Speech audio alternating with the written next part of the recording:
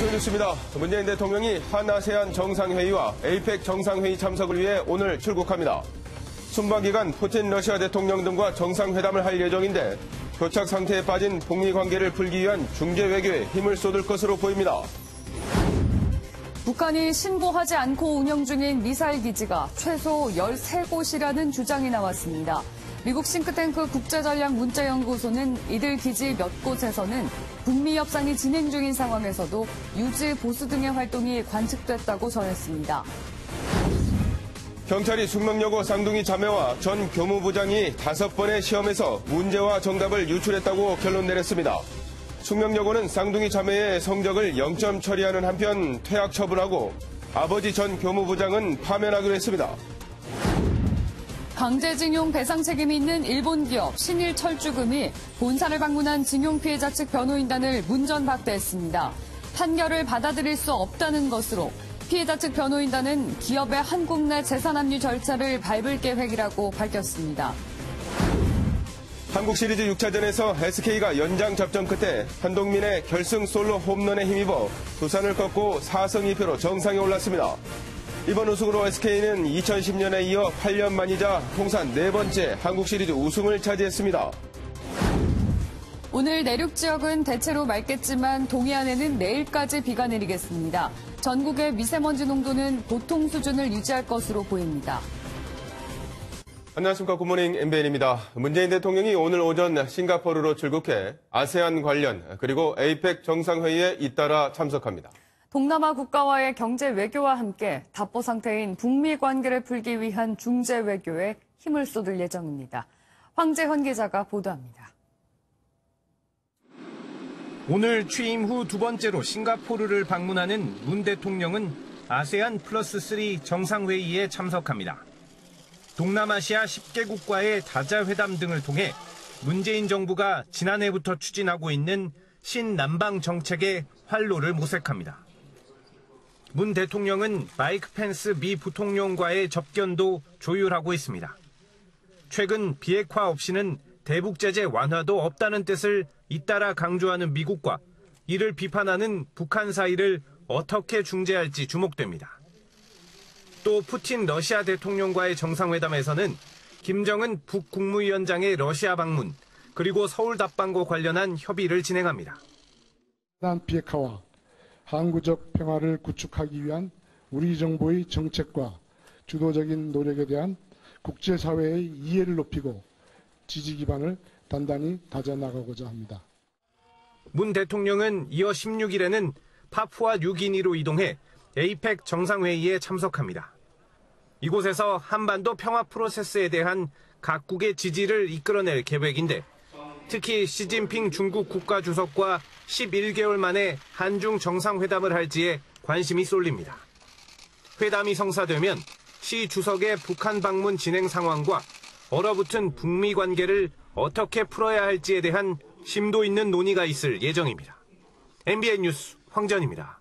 미국의 싱크탱크가 위성 사진을 분석해 북한 내부에 미신고된 채 운영 중인 미사일 기지 13곳을 확인했다고 밝혔습니다. 북미 간 협상이 교착 상태에 빠진 상황에서 자칫 걸림돌이 되지 않을까 걱정입니다. 박통일 기자입니다. 북한 황해북도 황주군 삭감몰 일대 미사일 기지를 찍은 위성사진입니다. 본사시설 주변으로 지원 건물과 농업시설이 보입니다. 지하에 설치된 시설로 들어가는 입구와 함께 공격을 막으려고 만들어 놓은 보호뚝도 설치됐습니다. 미 국제전략문제연구소 CSIS는 북한 내 미신고된 것으로 추정되는 미사일 기지 20곳 가운데 최소 13곳의 위치를 확인했다며 해당 사진들을 공개했습니다. 보고서는 삭감몰 일대가 단거리 탄도미사일 기지이지만 중거리 탄도미사일 운용도 가능하다면서 해당 기지가 상당히 잘 유지되고 있다고 소개했습니다. 또 북한이 서해 미사일 기지 해체로 세간의 관심을 얻는 상황에서 이처럼 알려지지 않는 미사일 기지가 우리나라와 미국을 향한 위협이 될 수 있다고 경고했습니다. 최근 북미 고위급 회담 연기 이후 제재 완화를 둘러싸고 북미 기싸움이 치열한 상황에서 해당 보고서가 협상의 걸림돌이 될 수 있다는 우려도 나오고 있습니다. MBN 뉴스 박통일입니다. 숙명여고 시험 문제 유출 사건을 수사하고 있는 경찰이 총 5번의 유출이 있었던 정황을 확인했습니다. 구속된 아버지인 전임 교무부장의 딸 쌍둥이 자매도 공범으로 지목하고 기소 의견으로 검찰에 송치했습니다. 임성재 기자입니다. 경찰이 숙명여고 전 교무부장 A씨가 시험지와 정답을 유출했다고 결론 내렸습니다. 쌍둥이 자매가 전교 1등을 차지한 올해 2학년 1학기 중간기말고사뿐 아니라 지난해 1학년 1학기 기말고사부터 총 5차례 문제를 빼돌렸다는 겁니다. 결국 문제 유출 사건 이전에 쌍둥이가 문제와 정답 유출 없이 제대로 시험을 본 건 1학년 1학기 중간고사 한 번뿐인 셈입니다. 지금 1학년 1학기 기말부터 2학년 1학기 기말까지 정황 증거가 나왔기 때문에 2학년 1학기 같은 경우는 전과목으로 보고 있습니다. 쌍둥이 역시 아버지와 같이 업무방해 혐의의 공범으로 지목돼 기소 의견으로 검찰에 송치됐지만 제출된 진단서와 학생 신분 등을 고려해 구속영장을 신청하진 않았습니다. A씨와 함께 업무방해 혐의로 입건된 전 교장과 교감, 고사 총괄 담당 교사는 불기소 의견으로 검찰에 넘겼습니다. 경찰은 A씨를 정기고사 검토에서 배제하지 않았지만 문제 유출의 방조범으로 보긴 어렵다고 설명했습니다. MBN 뉴스 임성재입니다. 경찰이 쌍둥이를 아버지와 공범으로 본 것은 쌍둥이의 암기장과 시험지에 적은 정답 등의 메모가 결정적 증거라고 봤기 때문인데요. 숙명여고 측은 쌍둥이의 성적을 0점 처리하고 퇴학 절차를 밟고 있다고 밝혔습니다. 이현재 기자입니다. 문제 유출 피의자인 쌍둥이는 지난 1일에 자퇴서를 제출한 뒤 학교에 나오지 않았습니다. 자퇴를 반대하는 학부모들의 항의가 빗발치던 중에도 열흘 넘게 고민하던 숙명여고 측은 결국 쌍둥이를 퇴학 처리하기로 결정했습니다. 숙명여고 측은 자퇴서 제출 11일 만에 쌍둥이의 성적을 0점 처리한 뒤 퇴학시키는 절차를 진행 중이라고 밝혔습니다. 또 징계위원회를 열어 문제 유출 사태의 주범으로 지목된 전 교무부장 A씨에 대한 파면도 결정하겠다는 입장도 내놨습니다. 숙명여고 비상대책위원회는 학교 측의 결정에 환영의 뜻을 밝혔습니다.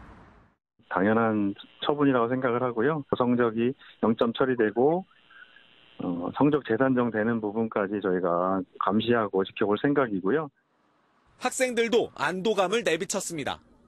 대법원 판결 날 때까지 기다려야 된다 해가지고 되게 오래 걸릴 줄 알고 조마조마했는데 이렇게 빨리 안겨놔서 다행이고요.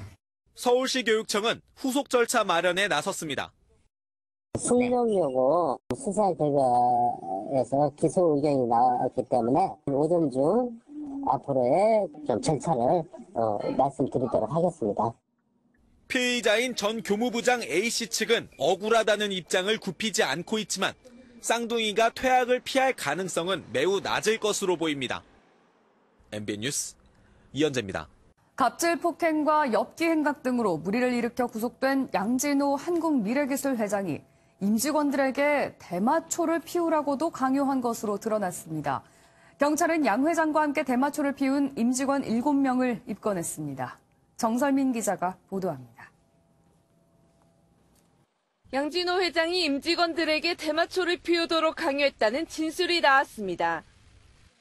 경찰은 양 회장과 함께 대마초를 피운 임직원 7명을 입건했습니다. 이들은 지난 2015년 10월 강원 홍천군에서 열린 워크숍에서 양 회장이 건네준 대마초를 피운 혐의를 받고 있습니다. 직원 가운데 일부는 끝까지 거부했지만 이번에 입건된 7명은 자연스러운 분위기에서 대마초를 피운 것으로 전해졌습니다. 대마초를 피운 것은 활과 도검으로 달걀 잡기 하는 영상에 등장하는 회사 연수원입니다.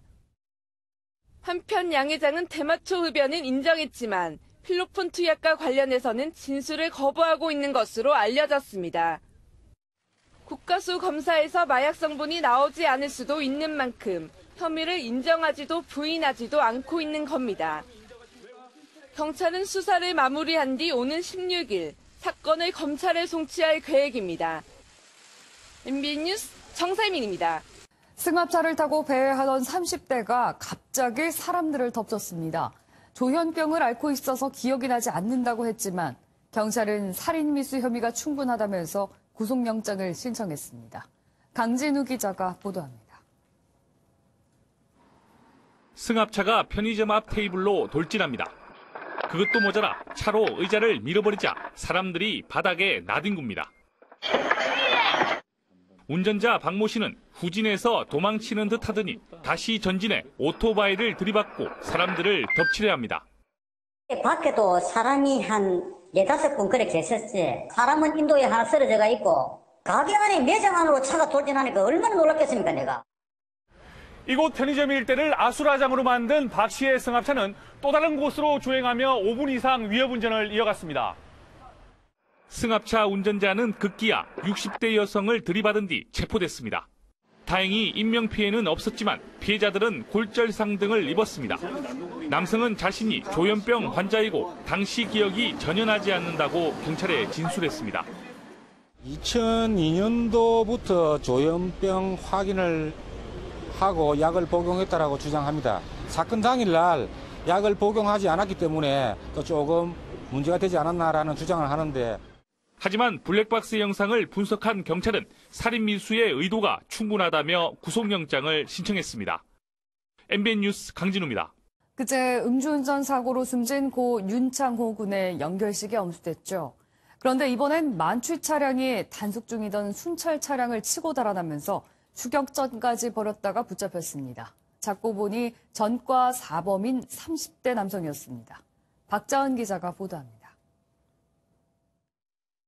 음주 단속 중인 경찰관이 한 차량을 가로막아보려 하지만 순찰차를 치고 도주합니다. 골목길로 달아난 차량은 10여 분간 경찰과 추격전까지 벌이다 끝내 덜미를 잡혔습니다. 혈중 알코올 농도는 0.141%로 면허 취소 수준. 그런데 잡고 보니 음주운전 전과 사범인 30대 김모 씨였습니다. 이곳에서 음주 단속을 하려던 경찰관들을 위협한 뒤 잽싸게 달아났습니다. 이 사고로 순찰차를 몰던 경찰이 다치고 차량은 일부 파손됐습니다. 대기 정차 중인 차량 때문에 멈춰선 틈에 제가 그 앞을 가로막았는데 그러면서 이제 틈이 열렸고 도주를 시작한 겁니다. 매우 위험했고 붙잡힌 김 씨는 지난해 경찰에게 시비를 걸어 공무집행 방해죄로 재판 중이어서 가중처벌을 받을까 두려워 달아난 것으로 알려졌습니다. 지난 2007년부터 4번이나 음주 단속에 적발돼 온 김 씨. 결격 기간 2년이 지나자 또 음주 상태로 운전대를 잡았다가 다시 범법자 신세가 됐습니다. MBN 뉴스 박자은입니다. 본격적인 청문회 준비에 들어간 홍남기 경제부총리 후보자가 최근 급격히 나빠진 고용 상황을 언급했습니다. 고용 상황을 엄중하게 생각한다는 건데 상황에 따라 정책 기조가 바뀔지 관심이 집중됩니다. 신동규 기자입니다. 서울 예금보험공사에 마련된 사무실로 출근하며 본격적인 청문회 준비에 들어간 홍남기 경제부총리 후보자. 특히 고용 상황에 대한 고민을 여실히 드러내며 고용 통계를 지켜보겠다고 밝혔습니다. 통계의 향방이 앞으로의 경제 나갈 방향에 대한 굉장히 중요한 사인이 될 수 있을 것 같아서 굉장히 좀 관심있게 지켜보고 있습니다. 내일 발표될 10월 고용 동향을 염두에 둔 발언으로 고용 상황이 더 나빠질 경우 정책 기조 변화 가능성까지 예상되고 있습니다. 제가 좀 많이 구상을 해볼까 합니다. 그래서 여러 가지로 정부가 할 수 있는 것, 추가적으로 할 수 있는 것 이런 것들을 한번 좀 잘 고민해 보도록 하고요. 실제 올해 1월 33만 명을 넘었던 취업자 수 증가폭은 급격히 추락하면서 이제는 마이너스를 걱정해야 하는 상황입니다. 전반적인 경기 상황이 악화되고 있고요. 해외 경제 여건이 나빠진 데다가 비용 조건이 악화되면서 전체적인 고용 상황이 나빠지고 있는 환경입니다. 홍 후보자에 대한 국회 인사청문회는 예산안 처리 이후인 다음 달 3일에서 5일쯤 개최될 전망입니다. MBN 뉴스 신동규입니다. 청와대 경제팀을 이끌게 될 김수현 신임 정책실장이 취임 후 처음으로 국회를 찾았습니다. 예산안을 두고 야당의 질타가 쏟아졌는데 경제 운영의 중심은 경제부총리라면서 한껏 몸을 낮췄습니다. 조창훈 기자입니다. 김수현 청와대 신임 정책실장이 국회 예결위 전체 회의에 출석했습니다. 국회에서의 첫 일성은 책임감이 무겁다는 말이었습니다. 걱정이 많은 시점에 정책실장을 맡게 되었습니다. 무거운 책임감을 느낍니다. 여당 의원들은 따뜻한 격려로 신임 정책실장을 맞았지만 야당은 경제 상황에 대한 인식이 아니라다며 질타를 쏟아냈습니다. 경제정책은 사회정책보다도 더 생물이죠. 세심하게 들여다봐 주시길 바라고. 기존의 잘못된 정책을 계속 밀고 가겠다. 그러려면 실장하고 경제부총리를 뭐로 바꾸겠습니까? 근데 정책실장이 또 일관되게 똑같은 얘기를 해대고. 이에 김 실장은 청와대 경제 전문가들에게 역할을 더 주고 경제부총리를 잘 뒷받침하겠다며 몸을 낮췄습니다. 앞으로 경제부총리가 중심이 돼서 우리나라 경제 운영과 고용 확대 등에 나설 수 있도록 잘 뒷받침하겠습니다. 다만 한국당에서 요구했던 예산안 조정소위 출석은 자신의 본분이 아니라며 거절했습니다. MBN 뉴스 조창훈입니다. 지난주 자유한국당 조직강화특별위원회 위원회에서 해촉된 전원책 변호사가 내일 기자회견을 열어 입장을 밝힐 예정입니다. 김병준 비상대책위원장은 일단 당과 관계가 끊긴 자연인이라면서 선을 그었지만 발언 내용에 따라 후폭풍이 커질 가능성도 배제하기 어렵습니다. 전정인 기자입니다. 지난 9일 자유한국당 조강특위위원회에서 해촉된 전원책 변호사. 내일 오후 여의도 모처에서 기자회견을 열겠다고 밝혔습니다. 조강특위 활동을 하면서 느낀 소외 등을 밝힐 것으로 보이지만 폭로성 내용이 공개될 가능성도 배제하기 어렵습니다. 그동안의 과정에 아직 알려지지 않은 몇 가지 부분 같은 걸 지금 고민하고 있습니다. 전 변호사의 기자회견 왜고에 대해 김병준 비대위원장은 이제 당과 관계없는 자연인이라고 선을 그었습니다. 조강특위 인사청탁 의혹에 대해서도 2명을 추천한 것은 맞지만 전혀 모르는 사람들이고 전 변호사에 강요한 적도 없다고 해명했습니다. 저는 전혀 모르는 사람들입니다. 일면식도 없고 만나본 적도 없고 전화 한 통화 해보지도 않은 분들입니다. 저하고 아무 관계도 없는 분을 제가 강요할 이유가 있겠습니까? 이런 가운데 전 변호사의 해촉으로 어수선했던 조강특위는 정례 회의를 열고 겨우 활동 재개에 들어갔습니다. 김병준 비대위원장은 당의 기강을 바로 세우겠다며 후폭풍 수습에 주력하고 있지만 리더십에 큰 타격을 입으면서 취임 이후 최대 위기를 맞고 있습니다. MBN 뉴스 전정인입니다. 강제징용 피해자에 대한 대법원의 배상 판결 이후 피해자 측 변호인단이 배상 책임 있는 일본의 신일 철조금을 방문했다가 문전박대를 당했습니다. 면담에 실패한 변호인단은 신일 철조금의 한국 내 자산을 압류 조치할 뜻을 밝혔습니다. 조경진 기자입니다. 고인이 된 세 분과 홀로 살아계신 이춘식 할아버지가 강제노역으로 청춘을 바친 신일 철주금. 일제 강제징용 피해자 측 변호인단은 피해 할아버지 4분의 사진을 들고 배상 촉구 의견서 전달을 위해 일본 본사를 방문했습니다. 하지만 결과는 문전박대였습니다. 신일 철주금 측은 용역회사의 경비 직원을 통해 한일 청구권 협정에 따라 한국 대법원의 판결을 받아들일 수 없다고 입장을 전했습니다. 변호인단은 여러 차례 방문 의사를 밝혔는데도 면담 자체를 거부한 것은 비겁한 행동이라며 압류 등 법적 절차에 나설 것이라고 밝혔습니다. 포스코와 신일철주금이 합작으로 설립한 PNR이라는 회사가 있습니다. 그 PNR의 30% 정도의 신일철주금의 그 주식에 대한 압류 절차를 가장 먼저 최우선으로 검토하겠습니다. 그러면서도 변호인단은 고령의 이춘식 할아버지가 언제까지 기다릴 수는 없다며 대화의 가능성을 열어놓고 검토하겠다고도 밝혔습니다.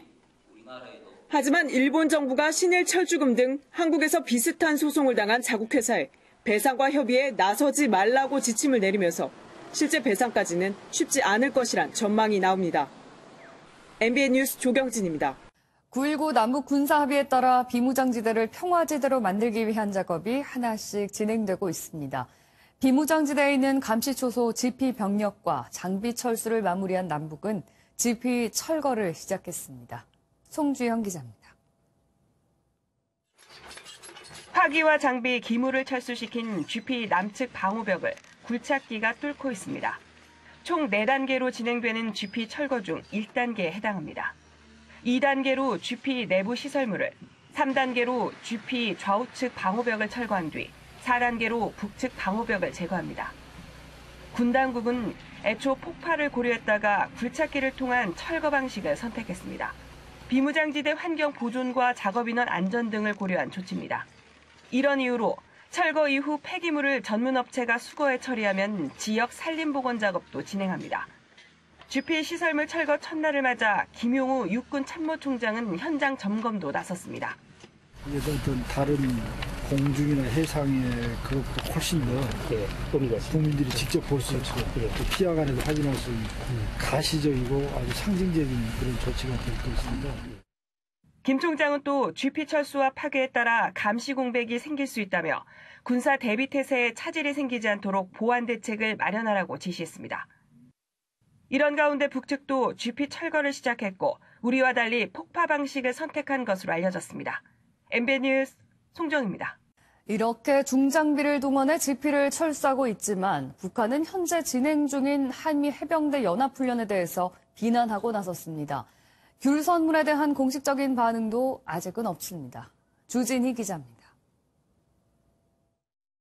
북한 매체들은 현재까지 귤 선물과 관련한 보도를 내놓지 않고 있습니다.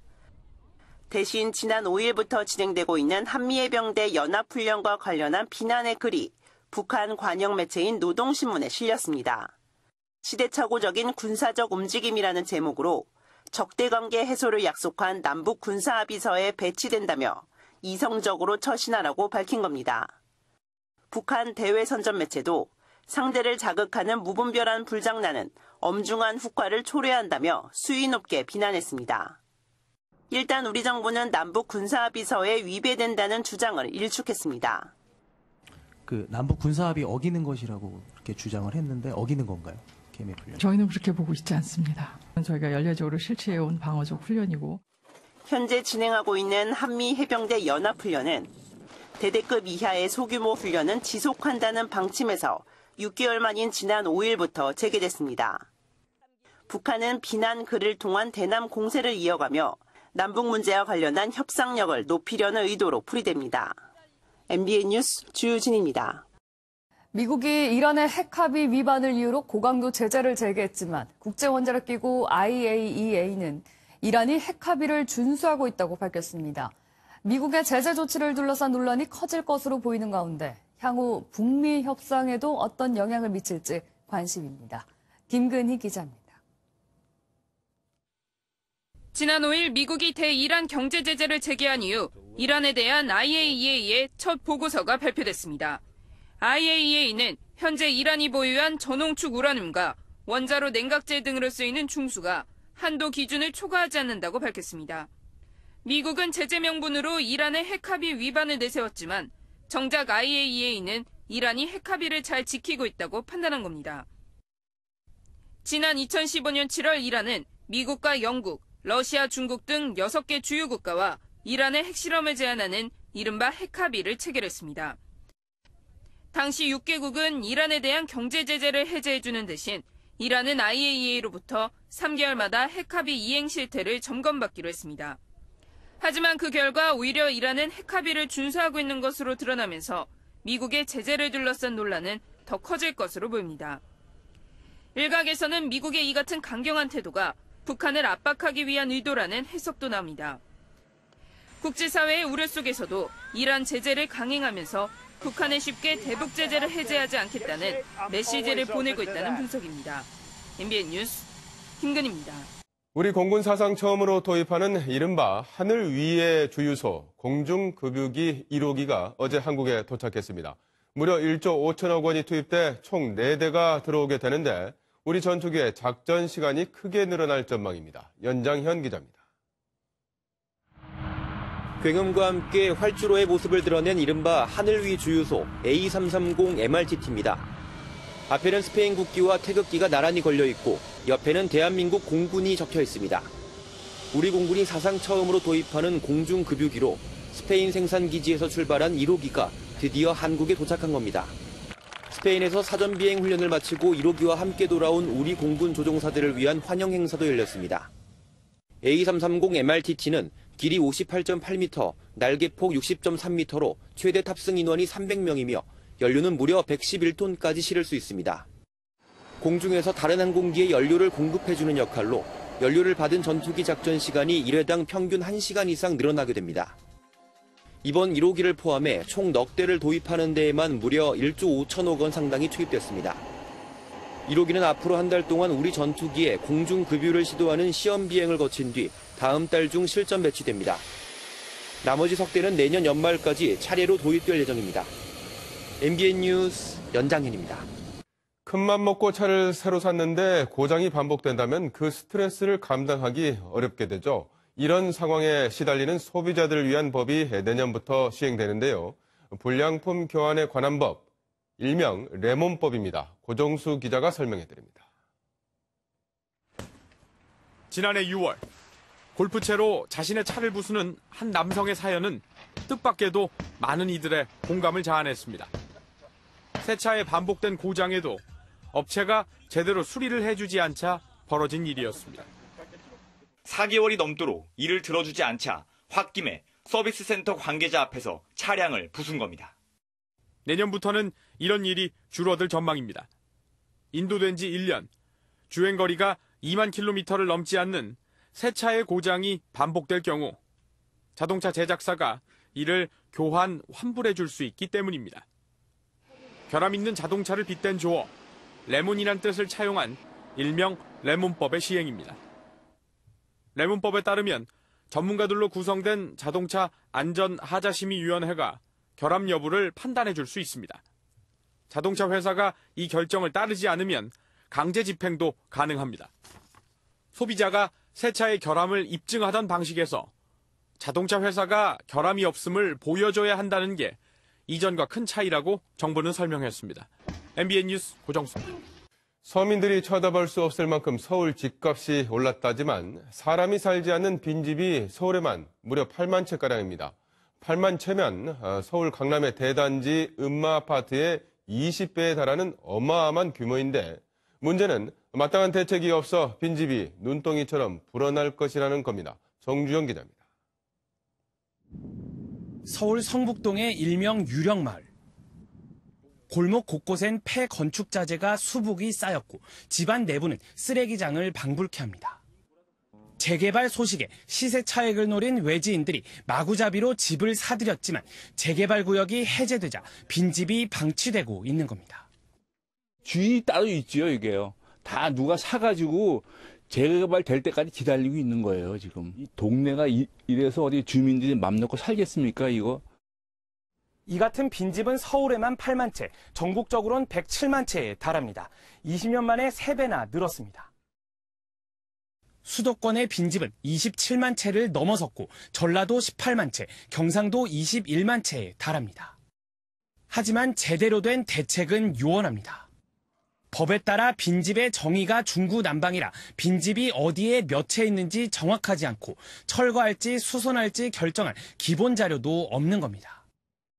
빈집에 대한 정확한 전국조사가 필요한데요. 먼저 정의가 확정돼야 되고 빈집 조사를 하려는 어떤 기준표 이런 게 만들어져야 된다고 생각합니다. 30년 뒤 전체 주택의 10%인 300만 채를 넘어설 것으로 추산되는 빈집. 저출산 고령화 시대에 발맞춰 빈집을 제대로 활용한 정책 마련이 시급합니다. MBN 뉴스 정주영입니다.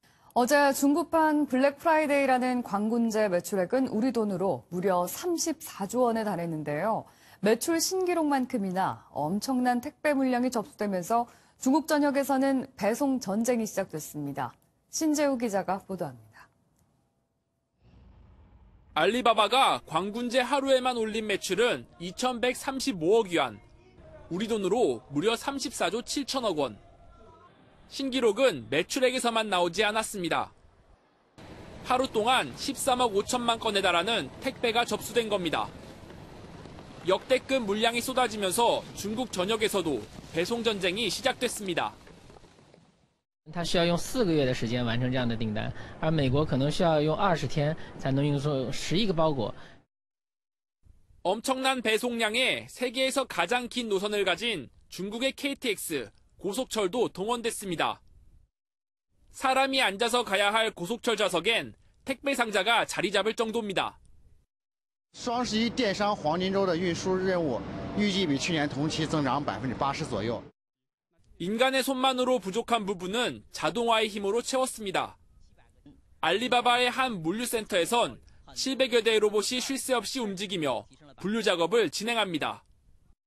접수된 택배 물량을 처리하는 방식은 90% 이상이 자동화돼 있습니다. 我们能够预测这个全国的物流的趋势，然后我们能够去通知我们的合作伙伴，让他们去准确的去准备资源。 매년 갱신되는 광군제 매출 신기록만큼 배송 전쟁도 더욱 치열해지고 있습니다. MBN 뉴스 신재우입니다. 올 시즌 한국 시리즈의 주인공은 SK였습니다. 역전에 재역전이 이어지는 5시간의 대혈투 끝에 두산을 꺾고 얻어낸 값진 우승이었습니다. 강영호 기자입니다. 4대4 접전이 이어지던 연장 13회 유희관의 초구를 한동민이 과감히 공략했고 타구는 우측 담장을 까마득히 넘겨버립니다. 5시간 대혈투를 끝내는 결승 홈런이자 SK의 8년 만에 우승을 쏘아 올린 축포였습니다. SK는 경기 초반 주도권을 잡으며 산뜻하게 출발했습니다. 1회 3연속 볼넷으로 맞은 무사말루 찬스에서 롬에게 내야 땅볼로 선취점을 뽑았고 4회에는 강승호가 트롬포를 터뜨려 달아났습니다. 하지만 정규 시즌 1위 두산의 저력도 만만치 않았습니다. 6회 최주환과 양의지의 연속 안타로 동점을 만들었고 8회 양의지의 희생플라이까지 터지며 역전에 성공했습니다. 그런데 7차전이 그려지던 9회 초 투아웃 최정이 믿을 수 없는 동점 홈런을 터뜨리며 승부를 연장으로 이어갔습니다. 그리고 연장 13회 SK는 한동민의 홈런으로 다시 앞서 나갔고 13회 말 돌아온 에이스 김광현을 올려 최고의 피날레를 완성했습니다. 진짜 희한하게 계속 극적일 때 진짜 필요할 때 나와서 또 팀의 보탬이 돼서 기분이 좋고 앞으로는 좀 꾸준한 선수가 되고 싶습니다. SK의 8년 만에 우승으로 끝난 2018 프로야구 한국 시리즈 가을밤 최고의 축제로 기록되기에 충분했습니다. MBN 뉴스 강영우입니다. 굿모닝 비즈 소식입니다. SK텔레콤이 오는 29일부터 30일 자사 우수 협력사를 위한 채용 박람회를 개최합니다. 협력사와 구직자 간 만남의 장뿐만 아니라 채용된 직원을 대상으로 체계적 직무 교육 기회도 제공할 예정입니다. 금융감독원은 11개 손해보험사들의 3분기 자동차 보험 영업 실적이 적자로 전환하고 손해율도 84%에 달한다고 밝혔습니다. 손해율 급등은 손보사 간 출혈 경쟁과 정비수가 인상 등에 따른 것으로 손보사들은 연내 자동차 보험료를 2, 3% 올리는 방안을 유력하게 검토하고 있습니다. KB국민은행은 실시간 해외 송금 서비스를 19개국 150개 은행으로 확대했다고 밝혔습니다. 이에 따라 이용자들은 대만과 베트남, 태국, 몽골 등 아시아 주요국으로 미국 달러를 당일 송금할 수 있고 송금 수수료는 1,000원으로 동일합니다. 삼성전자의 첫 폴더블 폰 갤럭시 F가 내년 3월 첫 선을 보일 것으로 예상됩니다. 시장 조사업체 스트래티지 애널리틱스는 내년 글로벌 폴더블 폰 판매량이 320만 대, 향후 3, 4년 내엔 5천만 대를 넘을 것으로 예상했습니다. 다음은 화제 영상입니다. 도대체 그동안 뭘 배운 건지 이 친구는 공부보다 다른 교육이 더 필요할 것 같습니다. 미국의 한 고등학교입니다. 한 학생이 교사에게 주먹을 날리는데요. 잘난 척하지 말라며 씩씩대곤 문을 박차고 나갑니다. 이게 대체 무슨 무례함인지 상상할 수도 없고 있어서도 안 되는 일이 벌어지고 말았는데요. 이에 학교 측은 즉각 진상조사에 나섰다네요. 여기 질풍노도의 청소년이 또 있는데요. 아무리 그래도 법을 어겨선 안 되겠죠? 사륜 바이크 뒤로 경찰차들이 쫓아옵니다. 이곳은 고속도로 위. 오토바이는 불법이죠. 하지만 운전자는 멈출 줄을 모르는데요. 그렇게 1시간 동안 위험한 질주를 벌인 장본인은 15살 청소년이었습니다. 경찰은 이 철부지 학생에게 벌금을 부과할 예정이라고 하네요. 위험천만한 현장에 가장 먼저 달려오는 이들이 있습니다. 오늘도 활약이 대단한데요. 화면 함께 보시죠. 헬기를 타고 출동한 구조대가 거친 바다로 내려갑니다. 어선 한 척이 높은 파도에 전복됐는데요. 뒤집힌 배 위에 2명의 선원이 구조를 기다리고 있습니다. 다행히 모두 다친 곳 없이 무사히 돌아왔는데요. 정말 다행입니다.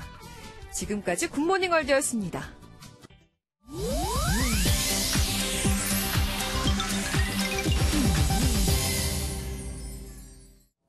인터넷에서 화제가 되는 소식 살펴보는 인터넷 와글와글입니다. 요즘 감이 가장 맛있는 철이죠. 그런데 올해 강원 강릉에서는 도깨비뿔처럼 생긴 특이한 감들이 많이 나고 있다고 합니다. 한 농부는 이렇게 기형이 많이 나오는 건 40년 만에 처음이라고 했는데요. 전문가들은 주변 농약의 영향이 있을 순 있지만 정확한 원인은 확인할 수 없다고 설명했습니다. 시장에선 관광객들에게 이런 감들만 모아서 팔고 또 꽤나 인기라고도 하는데 먹을 땐 아무 문제 없을까요? 충남 논산의 한 고등학교에서 기간제 여교사가 제자 2명과 성관계를 가졌다는 의혹이 제기됐는데요. 여교사와 해당 남학생 중 1명이 나눈 메신저 내용 일부가 공개되면서 충격을 주고 있습니다. 공개된 내용에는 여교사가 남학생에게 임신 테스트기를 사다 놓으라며 결혼하자는 얘기를 꺼낸 것으로 알려졌는데요. 해당 사건이 밝혀진 이후에도 메신저 대화는 계속 이어진 것으로 전해졌습니다. 논란은 여교사의 남편이 불륜 의혹을 제기하면서 알려졌는데요. 청와대 국민청원 게시판에는 해당 여교사를 미성년자 간음죄로 처벌해달라는 국민청원이 잇따르고 있습니다. 문재인 대통령이 지난 9월 김정은 국무위원장으로부터 선물 받은 풍산개 곰이가 새끼를 낳았다는 소식을 전했습니다. 암수 3마리씩 총 6마리나 된다는데요. 문 대통령은 개의 임신 기간이 2달 정도이기 때문에 곰이가 새끼를 벤 채 우리에게 온 것 같다고 밝혔습니다.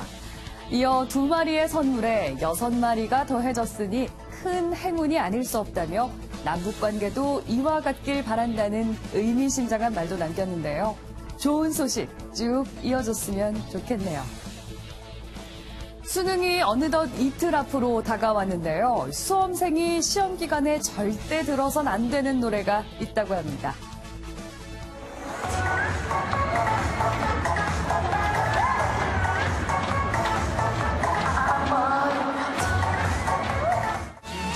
김연자의 아모르 파티와 태진아의 진진자라, 또 레드벨벳의 덤덤이 이른바 수능 금지곡으로 꼽혔는데요. 반복적인 후렴구 때문에 한 번 듣고 나면 머릿속에서 계속 생각나기 때문입니다.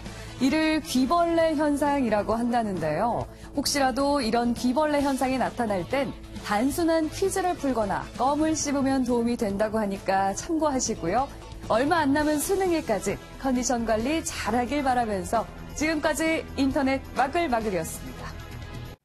요즘 아침에는 계절이 겨울과 가깝지만 낮에는 늦가을 정취가 짙게 남아 있습니다. 일교차가 10도 이상 크게 벌어져 주의하셔야겠습니다. 북풍이 불면서 어제부터 미세먼지는 많이 해소되었죠. 오늘 전국에서 조업에서 보통 단계를 유지할 텐데요. 서쪽 지역에서는 대기 정체로 인해서 먼지 농도가 높게 나타날 수 있겠습니다. 지금 경상 동해안에서는 약하게 비가 오고 있습니다. 내일 낮까지 동해안에서는 5에서 30mm, 경북 내륙에서도 낮부터 오후 사이 5mm 미만의 비가 조금 오겠습니다. 또 경남과 전라 동부 내륙으로는 오후부터 밤 사이 빗방울이 떨어지겠습니다. 오늘도 서쪽 지역을 중심으로는 대체로 맑지만 동해안은 비가 내리고 강원 높은 산간으로는 비나 눈이 오는 곳이 있겠습니다. 그 밖에 남부지방은 가끔 구름 많겠습니다. 충청과 남부지방에서는 아침 기온이 어제보다 떨어졌습니다. 낮에는 서울 14도, 강릉 13도, 대구 15도로 어제와 비슷하겠습니다. 매년 수능일이 가까워지면 날이 부쩍 추워졌는데요. 이번에는 대체로 맑은 가운데 입시 한파는 없겠습니다. 단 일교차는 크게 벌어지니까요. 수험생 여러분 끝까지 건강관리 잘해주셔야겠습니다. 날씨였습니다.